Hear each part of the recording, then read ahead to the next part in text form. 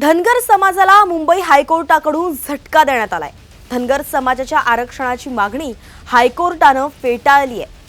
धनगर समाजाला एसटी प्रवर्गातून आरक्षण देण्याची मागणी धनगर समाजाची आहे।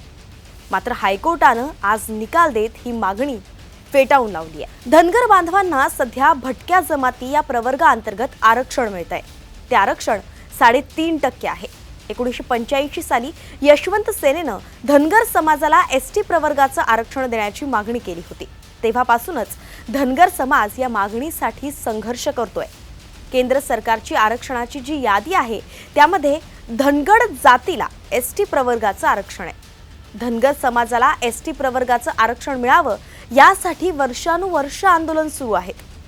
आज हायकोर्टानं धनगर आणि धनगड एकच आहे हा दावाच फेटाळून लावलाय।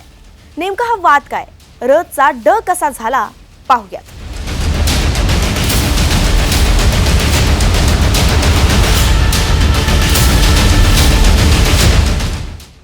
र चा ड झाला, ध चा मा झाला। ही ऐतिहासिक घटना महाराष्ट्राला माहिती आहे। धनगर समाजासोबतच असंच काहीसं झाल्याचा दावा धनगर समाजाचा आहे। धनगर समाजाला अनुसूचित जमाती संवर्गातून म्हणजेच एसटी मधून आरक्षण द्यावं अशी या समाजाची जुनी मागणी आहे। सध्या धनगर समाजाला भटक्या विमुक्त संवर्गातून आरक्षण आहे, म्हणजेच एनटी मधून आरक्षण आहे।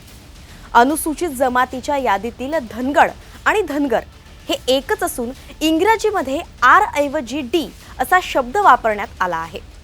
ड ऐवजी र असा उल्लेख आल्यानंच आतापर्यंत समाजाचा समावेश अनुसूचित जमातीमध्ये झाला नसल्याचा दावा धनगर समाजातर्फे करण्यात येतो।